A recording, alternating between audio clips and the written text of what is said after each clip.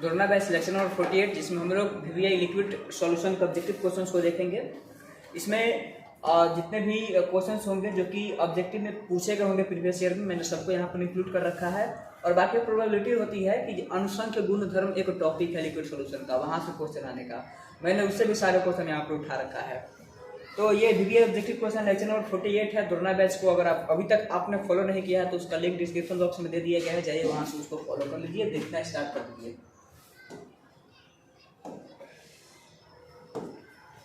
चलिए स्टार्ट करते हैं। पहला क्वेश्चन, परासरण दाब निम्नलिखित में से किस समीकरण द्वारा व्यक्त होता है? परासरण दाब पढ़ा जाता है जो कि अनुसंख्य गुणधर्म भी होता है।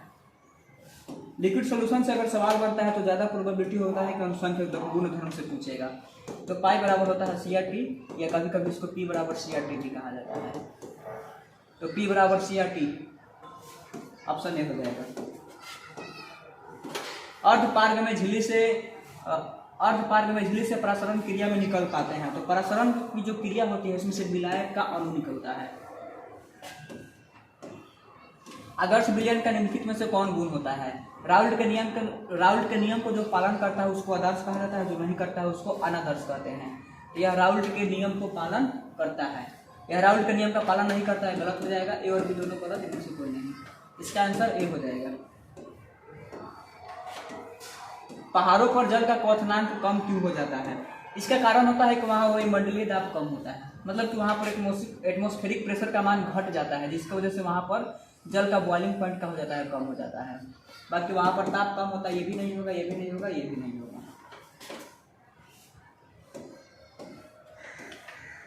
निम्न में से विलयन के लिए कौन अनुसंख्य गुणधर्म है? देखो अनुसंख्य गुणधर्म 4 प्रकार का होता है। पहला होता है RLVP, relative lowering in vapour pressure. दूसरा होता है elevation in boiling point, elevation in boiling point. तीसरा होता है depression in freezing point, depression in freezing point. और चौथा का नाम होता है ऑस्मोटिक प्रेशर। तो ये 4 प्रकार का है। पूछा गया है कि निम्नलिखित में से कौन अनुसंख्य गुणधर्म है? परासरण, परासरण का मतलब होता है ऑस्मोसिस, ये तो नहीं होगा। परासरण एक प्रकार का क्रिया है।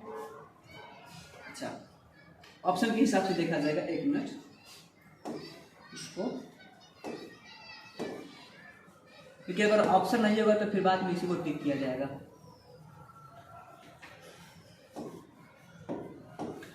चालकता का मतलब कंडक्टिविटी, ये नहीं होगा। पृष्ठ तनाव सरफेस टेंशन, ये भी नहीं होगा। अर्ध आयु हाफ लाइफ, ये भी नहीं होगा। तो परासरण ही हो जाएगा। मतलब ऑस्मोटिक प्रेशर के बदले में यहाँ पर परासरण लिख दिया गया है। अगर CDB सही नहीं है तो ऑप्शन इसका ए करेक्ट हो जाएगा। शुद्ध जल का pH मान कितना होता है? तो इसको याद रखना है। शुद्ध जल मतलब प्योर वाटर का pH वैल्यू हमेशा 7 होता है। इनमें से कौन जलीय घोल का हिमांक बिंदु न्यूनतम है? मतलब किसका फ्रीजिंग पॉइंट का मान सबसे कम है?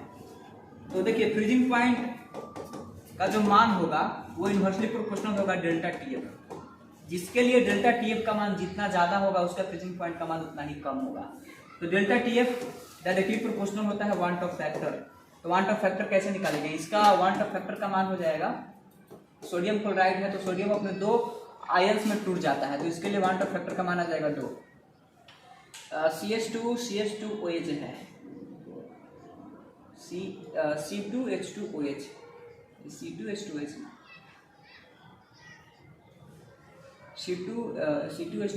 C2H5OH होगा, C2H5OH। तो ये भी अपने I बराबर 2 में टूटेगा। MgCl2 यहाँ पर 3 हो जाएगा, MgSO4 2 1 3 हो जाएगा। तो या तो इसका ऑप्शन 3 होगा, नहीं तो ऑप्शन मतलब या तो इसका ऑप्शन C होगा, नहीं तो D होगा। ऑप्शन ए और बी तो नहीं होगा। अब C और D में से कौन होगा? क्योंकि MgI2 है तो MgI2 इसमें से 3 आयन मिलेगा। MgSO4 ना, इसमें से 2 ही आयन मिलेगा। MgSO4 है, अगर इसको हम हाइड्रोलाइज करते हैं तो मैग्नीशियम पर आएगा +2 और सल्फेट पर आएगा -2। तो एक इसमें से 2 अणु मिल गया, इसके लिए I का मान हो गया 2। और MgI2 है, मैग्नीशियम आयोडाइड है, तो इसको अगर ब्रेक करते हैं तो Mg पर +2 आ जाएगा और प्लस हो जाएगा 2I-। तो इसके लिए वांट ऑफ फैक्टर का मान हो जाएगा 3। तो ऑप्शन C इसका करेक्ट हो जाएगा। मानव रक्त का पीएच मान कितना होता है? मानव रक्त का पीएच मान मतलब ह्यूमन बॉडी का ब्लड का पीएच वैल्यू हमेशा 7.4 होता है। अगला क्वेश्चन, अब देखिए इसमें वांट ऑफ फैक्टर का फॉर्मूला होता है, एक फॉर्मूला होता है I बराबर 1 plus n minus 1 into alpha, और एक फॉर्मूला होता है I बराबर 1 plus 1 by n minus 1 into alpha. अब यहाँ से दो अलग अलग केस बनता है। यह फॉर्मूला होता है डिसोसिएशन के लिए, डिसोसिएशन के लिए, और यहाँ से ये जो फॉर्मूला बनता है ये बनता है एसोसिएशन के लिए। I का मतलब वांट ऑफ फैक्टर, उसके बाद n का मतलब हो जाएगा नंबर ऑफ आयंस या नंबर ऑफ मोल्स भी कह सकते हैं। अल्फा होता है डिसोसिएशन कांस्टेंट, जिसको यहाँ पर विघटन स्तर कहा गया है, मतलब पूछा जा रहा है कि इसमें अल्फा का मान क्या होगा। तो चूंकि BaN2 है और यहाँ से अगर इसको हम ब्रेक करते हैं तो ब्रेक करने के बाद पता चलेगा कि यहाँ पर Ba+2 मिल गया, होल 2 है, प्लस NO2 -1 मिल गया, तो यहाँ से 1 और यहाँ से 2, मतलब इसके लिए n का मान हो जाएगा 3। अब इसमें पुट कर देंगे तो वांट ऑफ फैक्टर का मान दिया हुआ है 2.74 बराबर, और डिसोसिएशन का केस बनेगा तो 1 प्लस इसमें से 3 माइनस 1 इंटू हो जाएगा अल्फा, तो 2.74 बराबर 1 प्लस यहाँ से हो जाएगा 2 अल्फा, तो 1.74 बराबर 2 अल्फा, तो अल्फा बराबर हो जाएगा 1.74 बटा 2, और इसको परसेंटेज में चेंज करना है तो इसमें 100 से गुना कर देते हैं, तो गुना कर देंगे तो ये हो जाएगा 174 बटा 2, तो 8 7, मतलब 87% हो जाएगा इसका अल्फा का मान, 87% हो जाएगा। ऑप्शन बी इसका करेक्ट हो जाएगा। ऐसे ऐसे भी क्वेश्चन पूछे जाते हैं, ये प्रीवियस ईयर के क्वेश्चन को ही मैंने यहाँ पर डाला है। क्वेश्चन नंबर 10, एक जलीय घोल का हिमांक -0.186 डिग्री सेल्सियस है, अगर K बराबर 1.86 और Kb बराबर 0.512, तो इस जलीय घोल का क्वथनांक को नियम क्या होगा।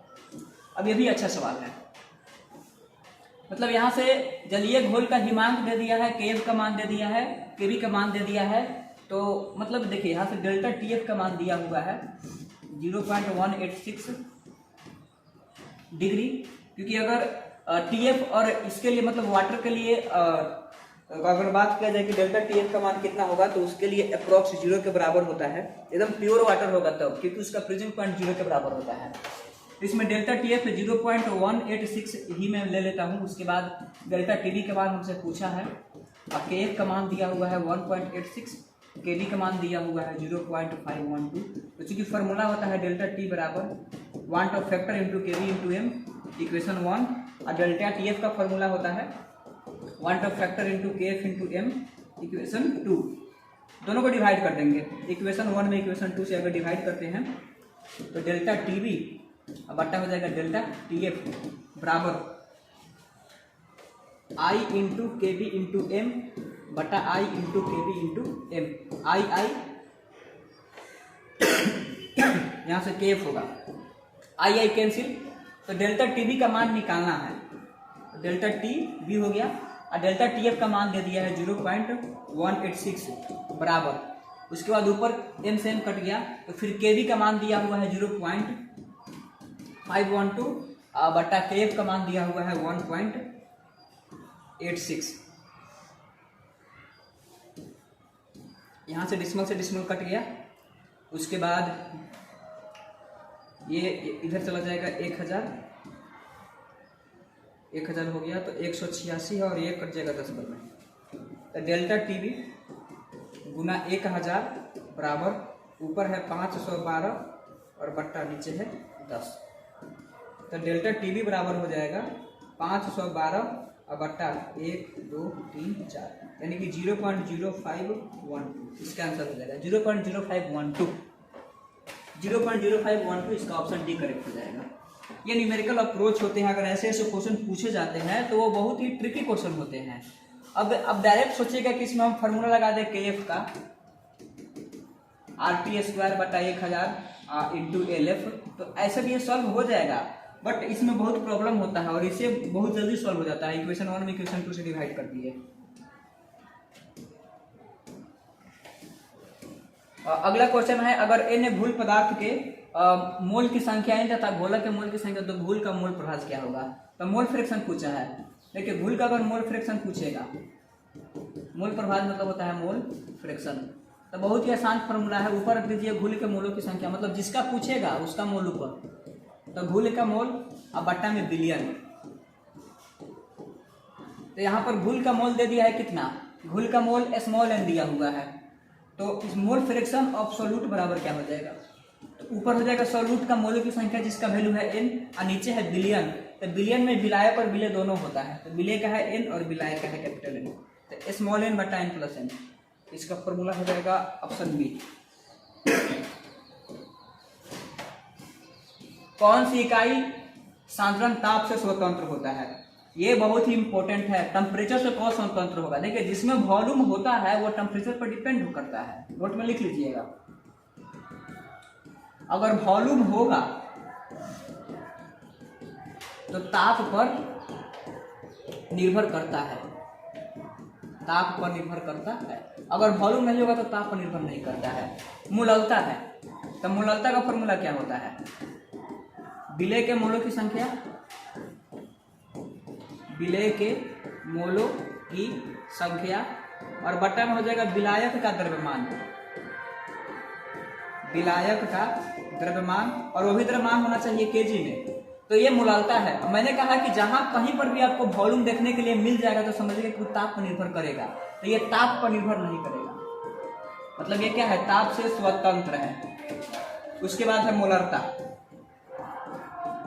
मोलरता बराबर फॉर्मूला हो जाएगा विलय के मोलों की संख्या, विलय के मोलों की संख्या, अब बट्टा में हो जाएगा बिलियन का आयतन।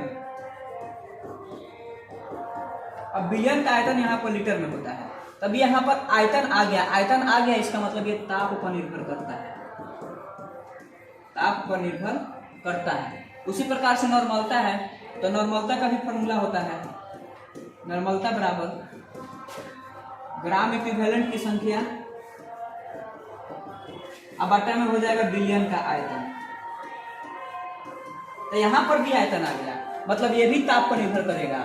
उसके बाद भार का आयतन अनुपात, मतलब ये वॉल्यूम बटा वॉल्यूम है, तो यहाँ पर भी वॉल्यूम आ गया। इसका मतलब हमसे पूछा क्या है कि ताप से स्वतंत्र कौन है, तो इसमें वॉल्यूम नहीं आया, तो ताप से स्वतंत्र मूललता हो जाएगा, जिसके लिए ऑप्शन ए हमारा करेक्ट है।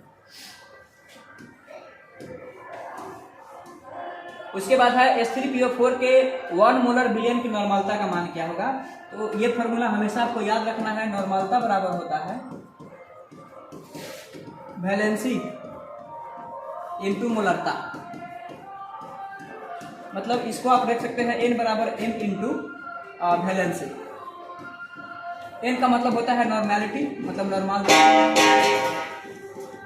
m का मतलब होता है मोलैरिटी, मतलब मोलरता, और ये वैलेंसी है।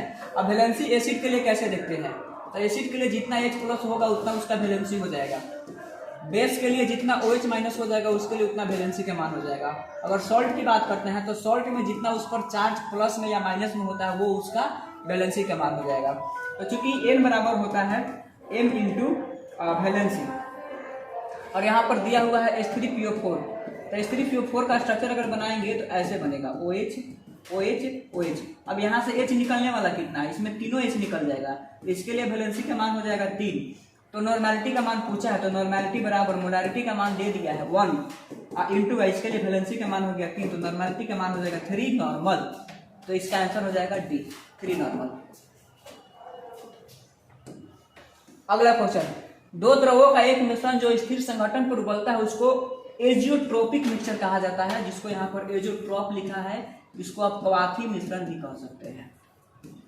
अब कभी कभी एजियोट्रोप लिखता है, कभी कभी एजियोट्रोपिक मिश्रण लिखता है, कभी कभी कवाथी मिश्रण भी लिखेगा। तो अगर मान लेते हैं कि एक कांस्टेंट बॉइलिंग पॉइंट पर ये उबलने लगेगा तो उसका एजियोट्रोप ही कहा जाएगा। हिमांश मिश्रण तो नहीं होगा, ठोस विलयन भी नहीं होगा, इनसे सभी भी नहीं। समुद्र जल का प्रसारक दाब का मान लगभग कितना होता है, ये याद करने वाला है। डाटा आपको याद रखना है, जो समुद्र जल होता है उसका प्रसारण दाब का मान लगभग 25 से लेकर के 33 के आसपास होता है। तो 25 से 33 ATM, तो 25 से 33 यानी कि ऑप्शन ए करेक्ट हो जाएगा। CaNO3 का होल ट्वाइस का वांट फैक्टर का मान क्या है? देखिए वांट ऑफ फैक्टर बहुत ही इंपॉर्टेंट है। इसका फॉर्मूला देखिएगा, CaNO3 का होल ट्वाइस है, इसको तोड़ेंगे, यहाँ पर कैल्शियम पर आ जाएगा +2 चार्ज, उसके बाद है नाइट्रेट आयन। तो इसमें देख लेंगे अणुओं की संख्या कितना है। तो एक कैल्शियम है और 2 नाइट्रेट है, तो अणुओं की संख्या हो जाएगा 3। तो इसके लिए वांट ऑफ फैक्टर का मान हो जाएगा 3। इसका ऑप्शन सी करेक्ट हो जाएगा।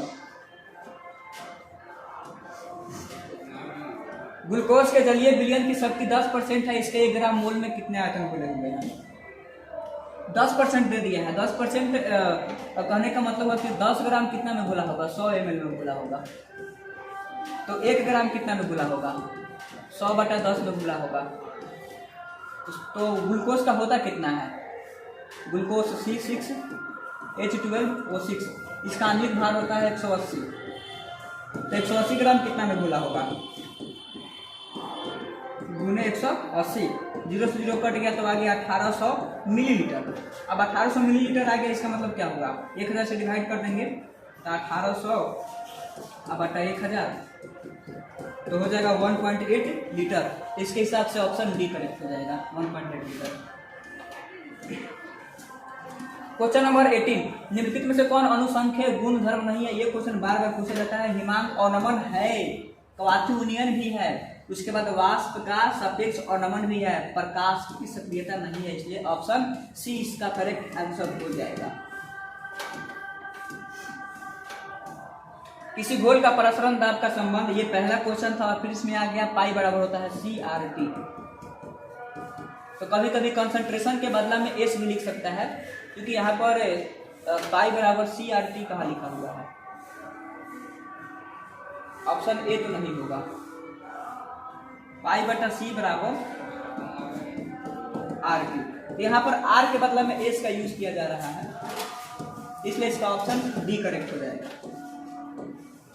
किसी विलयन में विलय का मोल प्रभाव व्यक्त किया जाता है। मैंने आपको बताया है कि सॉल्यूट का मोल प्रभाव कैसे व्यक्त करते हैं, इसका ऑप्शन ए करेक्ट हो जाएगा। अगर मोल फ्रैक्शन ऑफ सॉल्वेंट पूछेगा तो N/N प्लस स्मॉल n।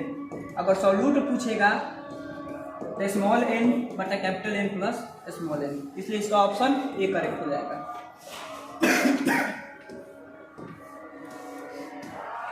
परमाणु द्रव्यमान बराबर होता है, तो परमाणु द्रव्यमान किसके बराबर हो जाएगा? परमाणु के इलेक्ट्रॉनों की संख्या, गलत हो जाएगा। परमाणु के इलेक्ट्रॉनों और प्रोटॉनों की संख्या के योगफल के बराबर। परमाणु का द्रव्यमान न्यूट्रॉनों की संख्या और प्रोटॉनों की संख्या, इसका ऑप्शन सी करेक्ट हो जाएगा। ठीक है, ऑप्शन सी, क्योंकि परमाणु का जो द्रव्यमान होता है, वो जो भार होता है, वो नाभिक के आधार पर देखा जाता है, और नाभिक में क्या रहता है? प्रोटॉन और न्यूट्रॉन होता है, इसलिए ऑप्शन इसका सी करेक्ट हो जाएगा।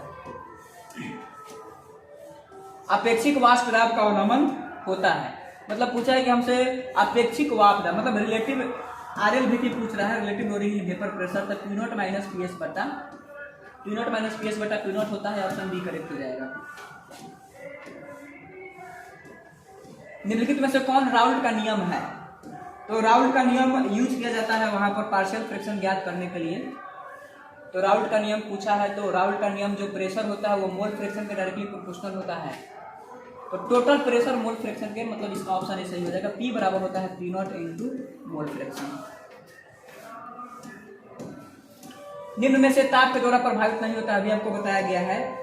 जिसमें वॉल्यूम रहेगा वो ताप पर प्रभावित, मतलब वो तापमान पर निर्भर करता है। जिसमें वॉल्यूम नहीं रहता वो नहीं करता है। कारण क्या होता है? उसमें लग जाता है चार्ल्स का नियम। तो ताप द्वारा प्रभावित नहीं, तो इसका मोलालता आंसर हो जाएगा, ऑप्शन डी करेक्ट हो जाएगा। निम्नलिखित जलीय घोल में किसका क्वथनांक अधिकतम होगा? तो क्वथनांक का मान इसमें देखना है, तो जिसके लिए डेल्टा टीवी का मान जितना ज्यादा होगा उसका बॉइलिंग पॉइंट का मान उतना ही ज्यादा होगा। मतलब delta TV directly proportional to boiling point और directly proportional to van't Hoff factor. तो वांट ऑफ फैक्टर मतलब सोडियम हाइड्रोक्साइड है, तो इसके लिए अगर निकालेंगे तो Na प्लस हो जाएगा, अब OH माइनस हो जाएगा। तो इसके लिए वांट ऑफ फैक्टर का मान आ गया, तो Na2SO4 है। इस पर ध्यान नहीं दिया जाता है, यह हमेशा सेम रहता है। 2 सोडियम आयन आ जाएगा प्लस 1 सल्फेट आयन आ जाएगा, तो इसके लिए वांट ऑफ फैक्टर का मान हो जाएगा 2। फिर है NH4NO3, अमोनियम नाइट्रेट, तो NH4 पर प्लस आएगा चार्ज और प्लस NO3 पर आ जाएगा माइनस। इसके लिए वाटर फैक्टर का मान आ गया 2। उसके बाद है KNO3, इसको अगर तोड़ेंगे तो पोटेशियम पर आएगा प्लस और प्लस नाइट्रेट पर आएगा माइनस। इसके लिए वाटर फैक्टर का मान हो गया 2। मतलब सबसे ज्यादा किस में आया, तो सबसे ज्यादा इसमें आया, तो इसलिए हमारा ऑप्शन बी करेक्ट हो जाएगा। अगला क्वेश्चन है, एक घोल जिसका परासरण दाब ऑस्मोटिक प्रेशर का मान दिया हुआ है 0.0821 atm, उसके बाद टेम्परेचर का मान दिया हुआ है 300 केल्विन, कंसंट्रेशन पूछा है तो पाई बराबर होता है CRT। आर का दो मान होता है, आर का एक मान होता है 0.0821 atm लीटर पर मोल पर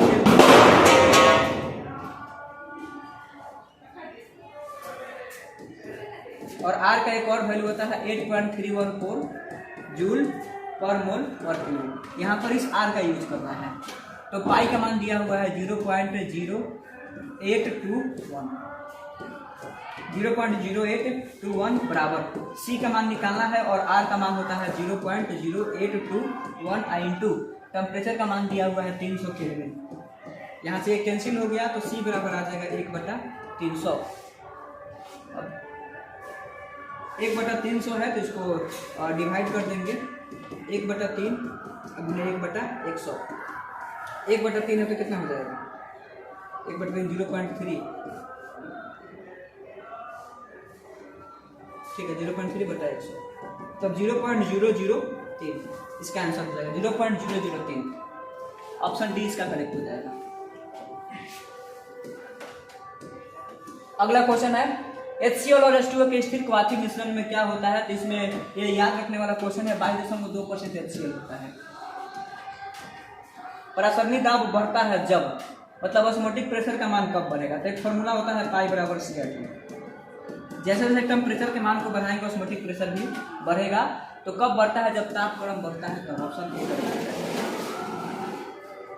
आयतन जब बढ़ेगा तो आयतन बढ़ेगा तो घटता है, ठीक है। यहाँ पर लिक्विड सॉल्यूशन का वीडियो देखते क्लियर हो गया। मिलते हैं नेक्स्ट वीडियो में, तब तक ऑल द बेस्ट।